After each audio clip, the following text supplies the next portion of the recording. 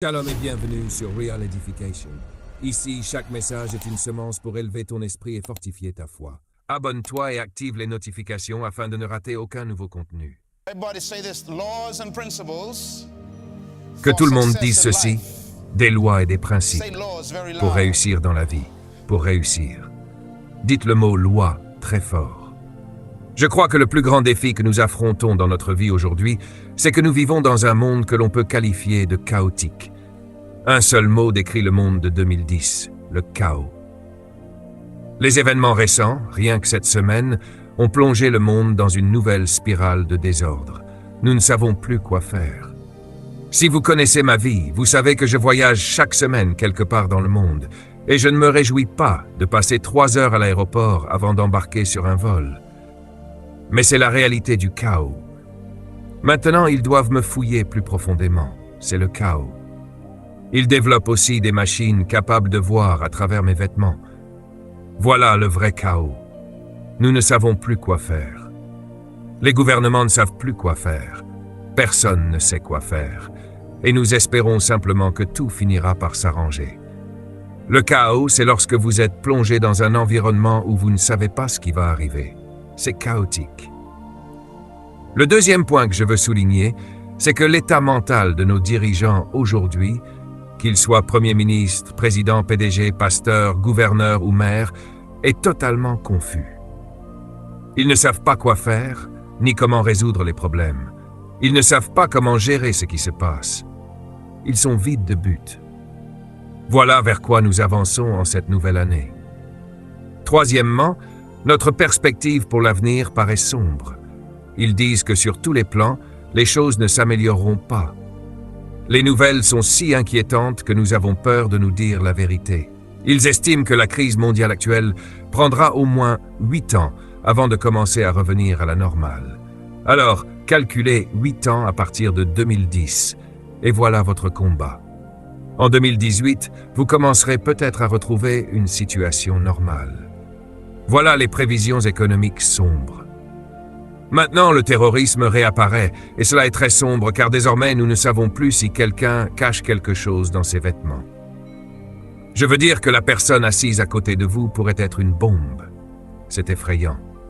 Et il ne ressemble même plus à des Arabes, il ressemble à n'importe qui. C'est une vision sombre de notre avenir. En d'autres termes, nous vivons dans un monde où la certitude a disparu. Nous ne savons pas ce qui va arriver. Mais je veux vous encourager un peu. Le chaos est aussi ancien que la Genèse. Quelle est la cause du chaos? D'où vient le chaos? Comment les environnements deviennent-ils ainsi?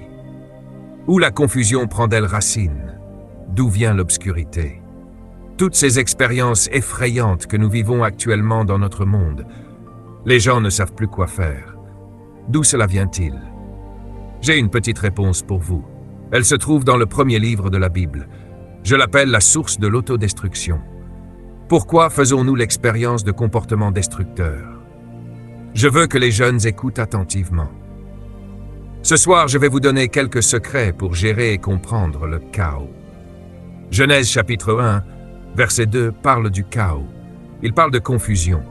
Il parle d'obscurité. Lisons ce qu'il est écrit dans le premier livre de Moïse. Il est dit au chapitre 1, verset 2, « La terre était informe et vide, et les ténèbres couvraient la surface de l'abîme. Puis l'Esprit du Seigneur se mouvait au-dessus de cette obscurité, de ce vide, de cet environnement confus. » J'ai fait des recherches pour vous sur ces mots en hébreu, les mots originaux, et voici ce que j'ai découvert. Le mot informe signifie hors d'ordre, que tout le monde dise hors d'ordre. Informe signifie hors d'ordre établi. Le deuxième mot utilisé ici en hébreu est vide. Vide signifie confus. Le premier mot signifie quoi? Hors d'ordre. Le second mot signifie confus. Le troisième mot qui décrit la planète à ce moment-là est sombre. Le mot sombre ici est intéressant. Il ne signifie pas absence de lumière physique. Il signifie en réalité absence de but, ignorance du but. C'est un mot étrange. 3 mots sont utilisés pour décrire le chaos. Le premier, informe. Le deuxième, vide. Le troisième, sombre. L'un signifie hors d'ordre. Le second signifie confusion. Le troisième signifie ignorance du but. Quand j'étais jeune homme et que j'essayais de comprendre la vie, je demandais toujours à Dieu de garder ma vie très simple. Et jusqu'à présent, il l'a fait. C'est le secret de ce que les gens pensent lorsqu'ils croient que je suis intelligent. Je ne suis pas intelligent. J'essaie simplement de garder les choses simples. Et voici ce que j'ai découvert. Notez ceci. Premièrement, l'obscurité ne signifie pas l'absence de lumière physique. Elle signifie l'absence de but. Deuxièmement, le désordre signifie l'absence de relations correctes. Par exemple, tout est censé être en ordre. Si les choses sont en désordre, cela signifie que ce qui est là se trouve à côté de la mauvaise chose. Ce qui est placé à côté d'autre chose entretient donc une mauvaise relation. Est-ce clair? Êtes-vous toujours avec moi?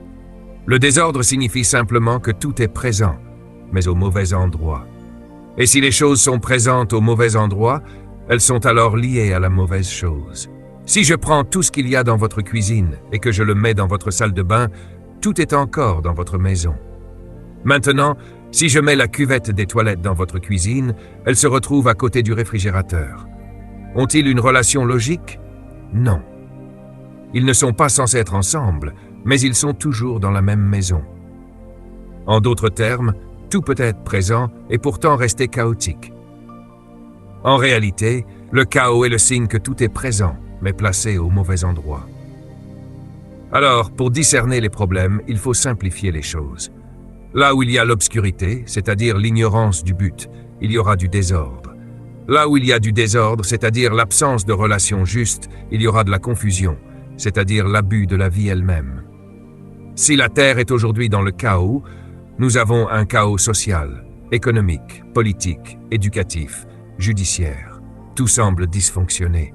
Des criminels partout, des abus, des viols, des gangs, de la drogue. Tout semble nous tomber dessus à travers le monde entier. Tout le monde est affecté par quelque chose. Même les conflits religieux provoquent tous ces problèmes. Et pourtant, tout est encore présent sur la planète. Nous sommes devenus confus quant au but des choses, à la position des choses et à la place des choses. C'est pourquoi nous sommes devenus un amas de confusion. Et maintenant, nous avons le chaos. Je vous affirme, mes amis, que la solution au chaos nous a été donnée dans ce même verset. Lisons-le. Et cela fonctionne encore aujourd'hui. Quand il y a le chaos, la première chose dont vous avez besoin comme solution se trouve dans Genèse 1:3. Il est écrit que la lumière soit. La première chose dont vous avez besoin quand il y a le chaos, c'est la présence de Dieu. Le Saint-Esprit doit être présent. Et quand il vient, il apporte quoi? La lumière. Maintenant, souvenez-vous, ici, la lumière ne signifie pas l'éclairage d'une ampoule. Le mot ténèbres signifiait quoi? L'absence de connaissance du but. Donc ici, la lumière ne veut pas dire que Dieu a allumé une lampe. Cela signifie que Dieu a redonné à chaque chose son but. Si vous ne me croyez pas, ouvrez vos Bibles dans Genèse 1. Descendez jusqu'au verset 14 et vous verrez la création du soleil. Le soleil n'est pas créé au verset 3. Il est créé au verset 14. Pourquoi? Parce que le verset qui parle de lumière physique n'est pas le même que celui qui parle de l'arrivée du but et de la connaissance. En d'autres termes, quand l'ignorance est présente, la confusion est le résultat. Donc, lorsque vous êtes confus, vous n'avez pas besoin de prière, vous avez besoin d'information. Allez! Si rien ne fonctionne dans votre communauté, dans votre pays, dans votre ville, dans votre maison, dans votre mariage ou dans votre entreprise, vous devez vous arrêter et aller chercher de l'information. Vous avez besoin que la lumière s'allume. Alors, que fait Dieu? Le premier acte de Dieu, c'est de se présenter lui-même au milieu de la confusion. Puis sa première instruction est que la lumière soit. Il ne parle pas du soleil. Il introduit dans cette confusion la révélation, la connaissance de l'endroit où chaque chose doit être. Remarquez ce qu'il dit dans ce verset. C'est, selon moi, ce qui manque à nos nations aujourd'hui. Il dit qu'il vit que la lumière était bonne. Quelle lumière?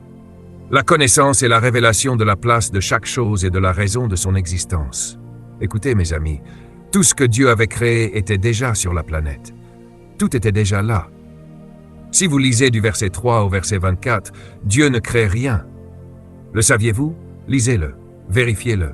Rien n'a été créé entre le verset 3 et le verset 24. Pourquoi? Parce qu'il avait déjà terminé. Tout était déjà créé. L'eau était là.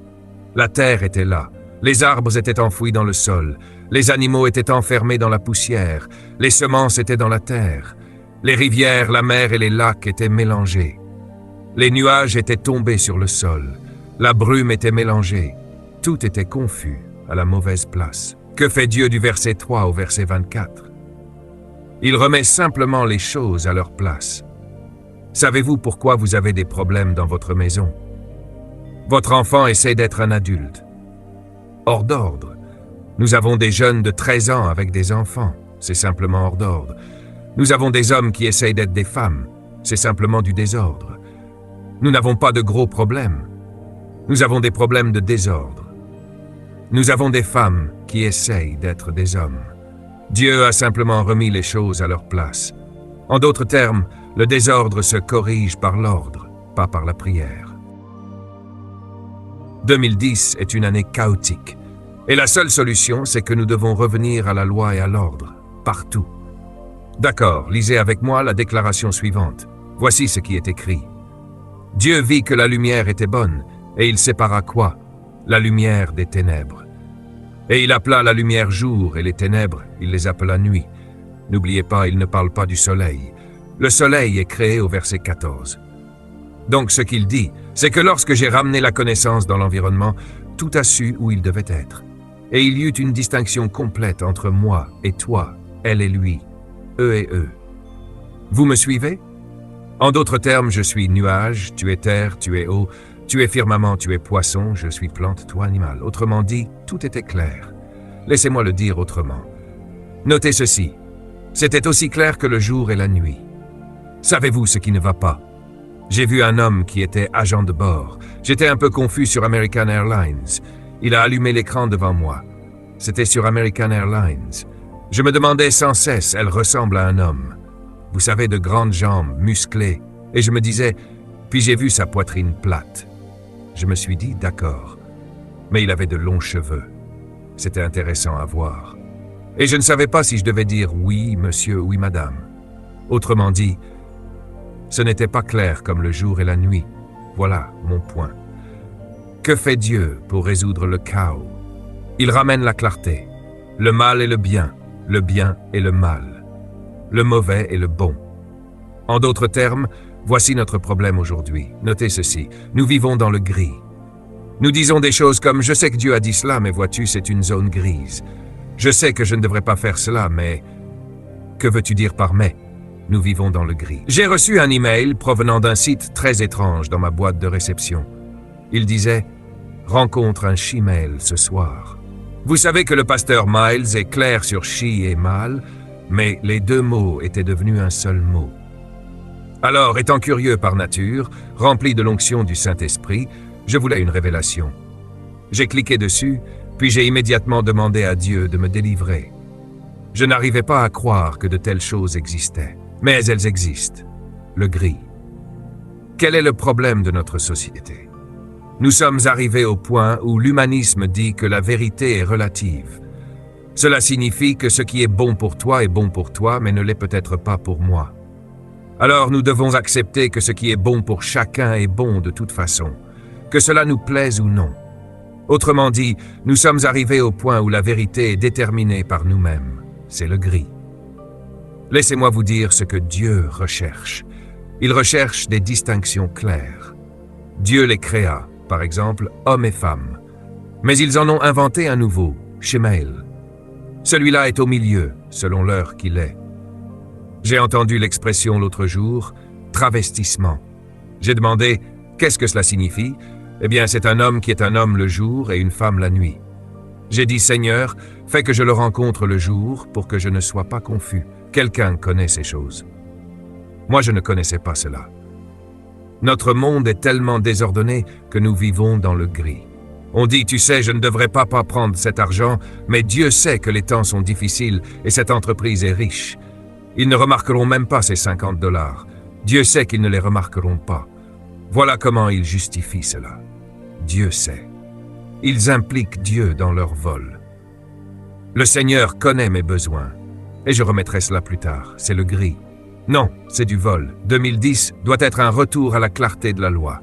La fornication est un péché. Ne commencez pas à expliquer à Dieu ce que vous ressentez ou à dire que c'est intense. Écoutez. Oh, cela va être intéressant en 2010. Fermez votre fermeture éclair et boutonnez votre chemisier, mesdames. Écoutez, ceci est important. Nous sommes devenus tellement relâchés qu'il n'y a plus de loi. Il vit que c'était bon qu'il y ait la nuit et le jour. Vous savez, lorsque Dieu créa la terre et y plaça le monde, c'est-à-dire les pouvoirs de gouvernement à travers l'homme, Dieu était très clair. L'idée de Dieu était celle-ci. Notez-la. Son idée n'a jamais changé. Il voulait étendre sa culture céleste sur la terre. Il voulait que la terre fasse clairement la différence entre ce qui est saint et ce qui ne l'est pas, entre ce qui est bon et ce qui est mauvais, entre ce qui est juste et ce qui est incorrect. Autrement dit, Dieu est clair. Il voulait que son royaume vienne sur la terre. Deuxièmement, retenez qu'un royaume est un pays. Jésus n'a jamais prêché une religion. Jésus a apporté un royaume sur la terre, et un royaume est un pays. Pourquoi cela est-il important? Notez ceci, s'il vous plaît, car c'est là où nous allons durant toute l'année 2010. 2010 concerne la manière dont les pays sont construits, et Dieu cherche à bâtir son pays sur cette terre. Voici maintenant la chose la plus importante concernant un pays. Notez ceci. Toutes les nations sont bâties sur la loi. Si vous voulez bâtir un pays, la première chose que vous devez établir, c'est une constitution. Une constitution contient les aspirations, les normes et les règlements selon lesquels le peuple doit vivre. Autrement dit, la première chose que l'on établit, c'est la loi. Savez-vous que tout pays civilisé est construit sur le concept de l'état de droit? J'aime cette expression, l'état de droit. Autrement dit, nous ne sommes jamais censés être gouvernés par un premier ministre, ni par un président, ni même par un juge ou un avocat. Nous sommes censés être gouvernés par quoi? Par la loi. Notre problème, c'est que nous sommes gouvernés par des gens qui manipulent la loi. La loi est censée être le fondement et la protection de la nation. En réalité, la déclaration suivante est très importante. La première chose que Dieu donna à Adam fut la loi. Dieu dit à Adam ce qu'il pouvait faire, mais il lui dit aussi rapidement ce qu'il ne pouvait pas faire. Il y a toujours une loi, une limite. Dieu établit le principe de responsabilité. Il y a certaines choses que vous ne devez pas faire. Et savez-vous ce que Dieu lui dit? Le jour où tu violeras la loi, toi, pas moi, tu mourras certainement. Autrement dit, tu te détruiras toi-même lorsque tu violeras la loi. Dieu n'a pas tué Adam. Adam a activé la mort. La mort était déjà présente, mais elle n'avait aucun pouvoir pour tuer. Mais lorsque Adam désobéit à la loi, il donna vie à la mort, et la mort le tua. Voyez-vous, lorsque la loi est présente, vous n'avez pas besoin du juge pour appliquer la sanction. Les lois de Dieu ont déjà la sanction intégrée. Certains d'entre vous font certaines choses, pas vous, la personne derrière vous, et vous pensez vous en être sorti. En 2010, Dieu va vous exposer. Je vous le dis, cela va être bouleversant. Et Dieu dira, « Je n'ai pas fait cela. » C'est toi qui l'as fait parce que la sanction est intégrée dans la loi. Mais du côté positif, les bénéfices sont aussi intégrés dans la loi. Si vous gardez la loi, vous prospérez. Si vous violez la loi, vous vous autodétruisez. Il n'y a aucun mystère à cela. La première chose que Dieu donna à Adam fut la loi. Deuxièmement, Dieu demanda à Moïse de bâtir une nation à partir d'esclaves. La première chose que Dieu donna à Moïse fut quoi? La loi. Cela signifie que la loi reste le fondement de toute nation, de toute entreprise ou de toute famille. Dieu dit à Moïse, « Monte sur la montagne, je vais te donner ce dont cette nation a besoin. » Et il lui donna 10 lois fondamentales. Il dit, « Dis au peuple d'apprendre cela. Étudiez-les. Enseignez-les à vos enfants quand vous vous levez le matin, durant la journée, lorsque vous sortez dans les rues, lorsque vous revenez. Attachez-les sur votre tête, attachez-les à votre bras. » Il dit, « Imprégnez tout le monde de ces lois. Et si vous gardez ces lois, je vous ferai prospérer. » La loi est le seul moyen de garder l'ordre dans un pays. Pourquoi? Notez ceci. La loi produit, préserve et protège la nation. Dites-le avec moi. La loi produit, préserve et protège la nation. Les Bahamas traversent des difficultés en ce moment à cause de cela. Les États-Unis traversent des difficultés en ce moment à cause de cela. L'Europe traverse des difficultés en ce moment à cause de ce principe même. Lorsque vous manipulez la loi ou lui désobéissez, vous menacez l'existence même de votre pays. qu'est-ce que le crime? C'est simple. La violation de la loi. Lorsque vous violez la loi, vous cessez de préserver le pays. Il n'est plus protégé. Notre pays est actuellement dans un équilibre très fragile. Et si nous ne corrigeons pas cela rapidement, nous nous désintégrerons, comme certains pays des Caraïbes où les gens ne veulent même plus aller. Comment corriger cela? Je vous l'ai déjà montré. Nous devons restaurer la loi. Nous devons ramener la loi comme autorité suprême. L'une des choses dont nous souffrons dans un pays comme les Bahamas et dans d'autres pays des Caraïbes, c'est que nous sommes de très petits pays. Les petits pays ne favorisent pas facilement l'application pure de la loi, parce que tout le monde est cousin. Bonjour. Donc, quiconque viole la loi est le cousin de quelqu'un. Le juge est l'oncle, l'avocat est le frère, l'accusé est le cousin, et la personne dans le jury est la grand-mère. Comment la loi peut-elle fonctionner dans une telle situation? Nous avons besoin d'ordre. Nous avons besoin que les gens commencent à considérer la loi comme plus importante que leurs relations personnelles. Ton fils ramène une télévision à la maison et tu sais qu'il ne travaille pas. Réfléchis une minute. D'où vient cette télévision? Tu ne travailles pas. Je sais que tu ne travailles pas. Et tu m'apportes un écran plat? Maintenant, ton devoir est d'arrêter d'être seulement une mère et de devenir gardienne de la loi. Appelle la police et dis « Mon fils a apporté une télévision ici. La seule manière de corriger cela, c'est de placer la loi au-dessus de la relation. » Applaudissez fort si vous comprenez ce que je dis. Nous avons besoin que la loi revienne. Lorsque vous désobéissez à la loi, vous menacez la sécurité de tout votre pays, parce que les nations sont bâties sur elle. Et c'est pourquoi cette déclaration est si importante. Une nation sans loi, c'est le chaos. Il n'y a ni crainte, ni respect. Savez-vous quel est le commencement de la sagesse? La crainte. Imaginez cela. Il n'est pas dit l'éducation. La crainte du Seigneur est le commencement de la sagesse. Autrement dit, lorsque vous vous soumettez avec révérence à Dieu et à sa loi, vous devenez sage dans votre conduite. Donc, là où il n'y a pas de retenue, il n'y a pas de crainte. Et là où il n'y a pas de crainte, c'est que la loi a été compromise. Oh, je sortirai dans quelques jours. Quelqu'un paiera ma caution. Et maman prend ses dernières économies pour faire sortir son fils, alors qu'elle sait qu'il est coupable et elle paie sa caution. Alors le fils se dit, « Maman s'occupera toujours de moi, donc je vais encore violer la loi quelquefois. Je n'oublierai jamais ma mère. Elle est au ciel en train de me regarder maintenant. Et je vais vous dire quelque chose que ma mère a fait, que je n'oublierai jamais. J'étais à l'école. Je suis rentré de l'école un été, et mon plus jeune frère, je crois qu'il est ici quelque part ce soir, s'était impliqué dans une mauvaise fréquentation avec certains garçons, et ils avaient eu des problèmes. J'étais justement à la maison à ce moment-là, et la police est venue chez nous. De toute ma vie, je n'avais jamais vu la police venir à notre maison. J'ai eu tellement peur en voyant la police, alors même que j'étais adulte. Je me demandais pourquoi ils étaient venus.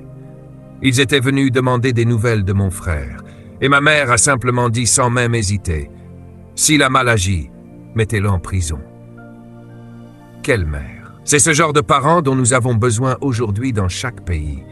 Chaque fois que vous compromettez la loi, vous participez à la destruction. Vous êtes en train de détruire un pays. Les nations sans loi, c'est le chaos. Voici donc ma conclusion. Le plus grand défi de toutes les nations, c'est l'absence de loi. L'anarchie. Si vous voulez savoir ce qui ne va pas dans tous nos pays, c'est l'absence de loi. Nous sommes devenus une planète sans loi. Et lorsque j'utilise le mot loi, je veux être prudent. Je ne parle pas des lois que nous avons créées, parce que toute loi que vous créez, vous pouvez toujours la changer. Je parle des lois divines de Dieu, établies dès le commencement, placées dans sa création elle-même. Nous devons les apprendre, nous y soumettre, les étudier, leur obéir et expérimenter les promesses de Dieu, ainsi que leurs bienfaits. Le secret de mon petit succès jusqu'à présent, c'est d'essayer d'apprendre ces lois et d'y obéir. Voici quelques pensées que je veux que vous notiez. Écrivez ceci rapidement. Surtout vous les jeunes, notez ceci. Le fondement de toute véritable nation, c'est la loi. Et cela conduit au deuxième point.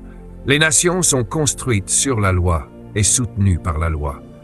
C'est pourquoi nous devons être prudents lorsque nous manipulons le système judiciaire. Voilà pourquoi beaucoup d'entre vous ne comprennent pas que la nomination des juges de la Cour suprême est très importante dans un pays, car vous ne voulez pas que des relations personnelles compromettent cet environnement. C'est pourquoi souvent, certains pays font venir des étrangers à ce niveau, parce qu'on ne peut pas avoir des cousins à ce poste parfois. Quelqu'un me suit. Autrement dit, lorsque vous comparaissez devant un juge, il n'est pas censé vous connaître. Il est seulement censé connaître la loi. C'est tout. Et tout ce qu'il fait doit être fondé sur la loi qu'il connaît. C'est pourquoi nous avons ce débat dans notre environnement, dans nos communautés, ici dans les Caraïbes. Devons-nous garder le conseil privé? Devons-nous ne pas le garder? Devons-nous choisir tel juge ou tel autre? Pourquoi? Parce que nous traitons du fondement même du pays. Et si nous avons des juges qui sont dans la poche des gens, le pays est fini. Croyez-moi. C'est aussi pour cela que la Bible met constamment l'accent sur les pauvres.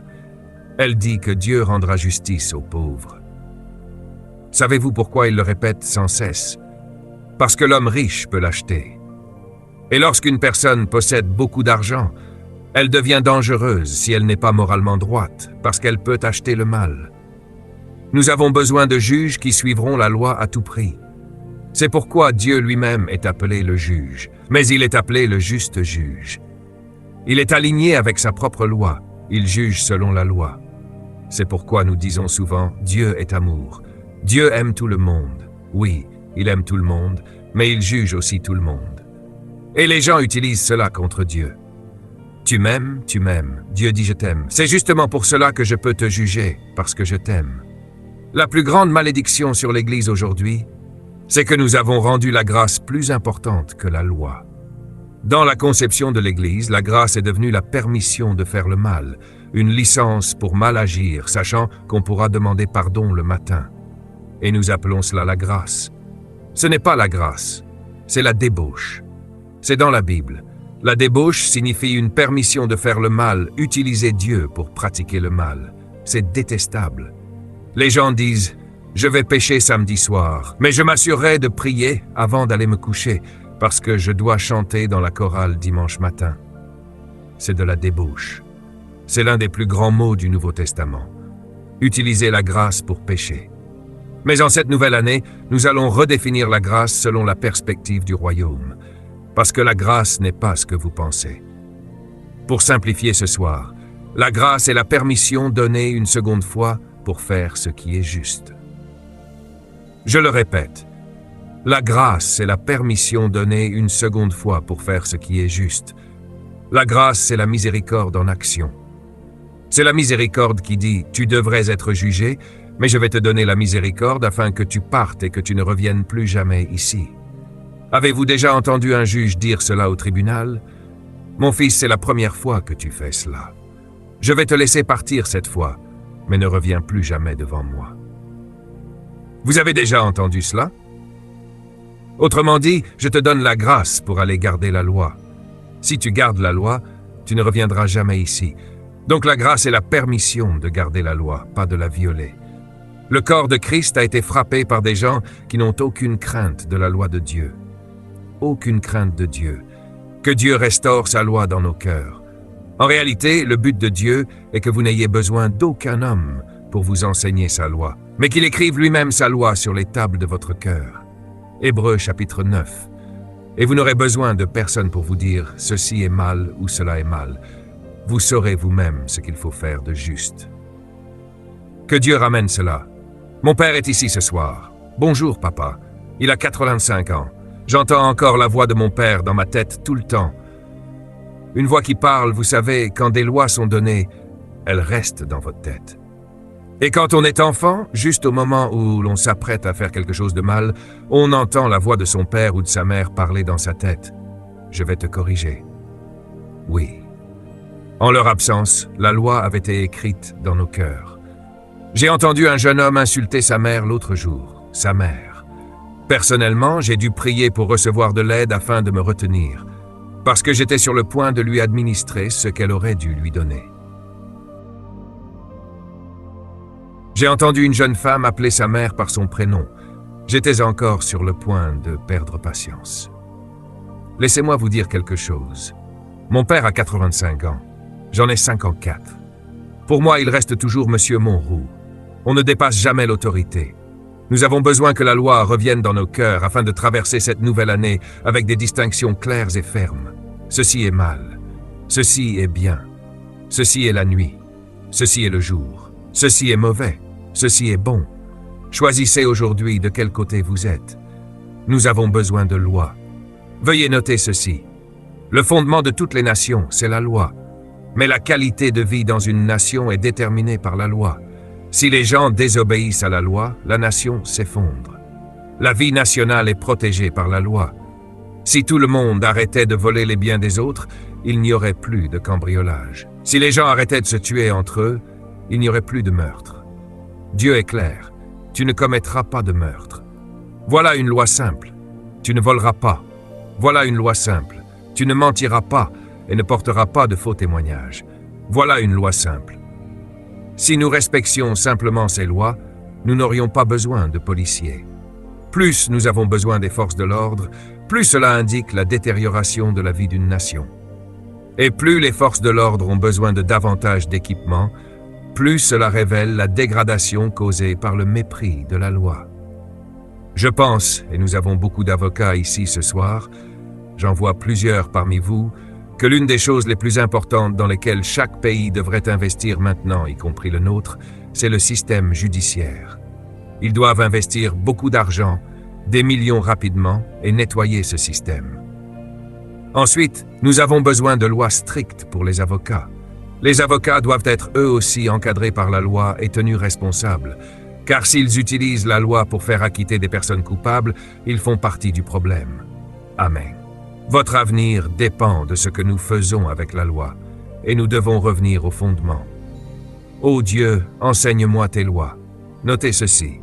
Toutes les sociétés doivent être construites sur la loi et s'y soumettre. Les systèmes sociaux n'existent que par la loi. C'était très clair autrefois. Monsieur Mutry, avocat ici présent, vous dira qu'il fut un temps où il était clair de savoir ce qu'était un mariage. La loi était très claire. Un homme et une femme, c'était la loi. Maintenant, nous manipulons la loi. Nous voulons l'ajuster et créer une zone grise. Imaginez la confusion chez nos enfants. Tu as 2 papas. Non, l'un d'eux est une maman. Oui, mais la maman ressemble au papa. Oui, mais c'est quand même ma maman. Elle dit que je dois l'appeler maman, même si c'est un papa. Bon alors, lequel est le papa? Eh bien, cela dépend de qui c'est au moment où je les vois. Les enfants sont complètement perturbés. Le gris, le chaos, la confusion, l'obscurité. Nous avons besoin d'une loi qui dise clairement « voilà ce que c'est ». C'est pourquoi Dieu l'a dit. Dieu cherche à nous protéger de notre propre confusion. Mesdames et messieurs, je vous affirme ce soir qu'une communauté est produite par la loi. Nous existons par la loi. Nous sommes structurés par la loi. La loi signifie « voici les standards selon lesquels nous décidons de vivre, les choses que nous ferons ». Que cette nouvelle année devienne une année de loi, où nous revenons à faire ce qui est juste parce que c'est juste. Même lorsque personne ne nous regarde, nous faisons ce qui est juste. Nous passons ce cap ce soir. Et le psaume 119 est un bon endroit pour le faire. Lisez à haute voix avec moi. Psaume 119, verset 5. « Ta parole est une lampe à mes pieds et une lumière sur mon sentier. » Le mot « lumière » ici est le même mot utilisé dans le livre de la Genèse. Il distingue le bien du mal, le bon du mauvais. La parole le fait. Jean 1, verset 3 dit « Toutes choses ont été faites par lui, et rien de ce qui a été fait n'a été fait sans lui. En lui était la vie, et la vie était la lumière des hommes. Cette lumière éclaire tout homme venant dans le monde. La lumière brille dans les ténèbres, mais les ténèbres ne la comprennent pas. Quand la loi revient, la loi de la parole de Dieu, les ténèbres se mettent en colère. Elles ne comprennent pas comment on peut être marié à une seule personne pendant 50 ans. Es-tu fou? Elles ne le comprennent pas. Les ténèbres disent « tu es fou. Tu ne peux pas être fidèle à quelqu'un toute ta vie. » Et la lumière répond « si, tu le peux. Oui, tu le seras. » Et nous faisons des compromis. Que Dieu nous fasse miséricorde. Il est notre lumière. Jeunes gens, je n'ai aucune idée de ce que vous serez dans les 5 prochaines années. Mais laissez-moi vous dire une chose. Vous échouerez si vous désobéissez à la parole de Dieu. Je peux vous garantir l'échec si vous désobéissez aux lois de Dieu. Je vous en supplie, chaque homme, chaque femme ici, demandez à Dieu de revenir vous enseigner ses lois. Retournez lire la Bible comme pour la première fois. Mangez ce livre comme un rouleau et dites, Seigneur, montre-moi tes voies. Je veux savoir comment vivre. Je veux faire ce qui est juste. Bonne année. Ma prière est que vous commenciez ce soir par la repentance. La repentance signifie « j'ai changé de pensée ». Seigneur, je suivais mon propre chemin. Je veux m'aligner avec ta parole. Je n'ai rien d'autre à vous dire ce soir, sinon obéissez à la parole de Dieu. Dieu dit à Josué, « Si tu gardes ma parole, tu rendras ton chemin prospère et tu auras un véritable succès. » D'ailleurs, quand j'ai vu cette expression « véritable succès », cela m'a poussé à réfléchir. Pourquoi Dieu a-t-il dit cela? Est-il possible d'avoir un mauvais succès? Je sais que vous connaissez des gens qui ont tout, sauf la paix. C'est ce qu'on appelle un mauvais succès. Il y a des gens qui ont obtenu de grandes promotions dans leur travail, mais le prix payé pour y arriver fut de perdre leurs enfants et leur famille. Mais maintenant, ils sont PDG. Est-ce un bon succès? C'est un mauvais succès. Le succès, c'est lorsque tout dans votre vie est équilibré et rend gloire à Dieu. Prions. Père, pardonne-nous. Pardonne-nous, Seigneur, d'avoir suivi notre propre voie. Pardonne-nous en tant que nation, ainsi que les autres nations représentées ici, plus de 50 nations dans cette Église. Seigneur, je prie pour leur pays, afin qu'ils reviennent à la loi, qu'ils reviennent à tes voies, qu'ils reviennent à ton ordre. Seigneur, je prie qu'il y ait un esprit d'humilité et de repentance. Que nous commencions cette année non pas en riant et en dansant, car nous ne nous portons pas très bien. Commençons cette année avec supplication et humilité, en te demandant de nous ramener à la raison. Je prie pour les jeunes, afin que lorsqu'ils retourneront à l'école, ils y retournent avec un sens des responsabilités envers toi d'abord, et qu'ils apprennent de nouveau à te craindre. Car tu nous juges, et tu exigeras des comptes. Nous prions pour chaque parent ici, afin qu'ils marchent avec sagesse devant toi, parce que leurs enfants les regardent, qu'ils vivent selon tes lois. Seigneur, aide-moi à vivre selon tes lois pour ma propre famille. Père, nous nous abandonnons à toi maintenant. Enseigne-nous ton royaume, Seigneur. Nous te rendrons toute la gloire. Nous te rendons grâce, Seigneur. Merci, Seigneur. Cela coûte cher. Mais cela en vaut la peine. Quand je marche à travers la vallée de l'ombre de la mort, je ne crains véritable preuve de la présence du Saint-Esprit dans une vie est la puissance. Votre vie doit être contrôlée par ce qui est bénéfique. Nous ne pleurons jamais lorsque nous sommes confrontés à des défis. Nous nous tenons debout et regardons le diable droit dans les yeux et disons, quoi que tu fasses, je suis plus que vainqueur.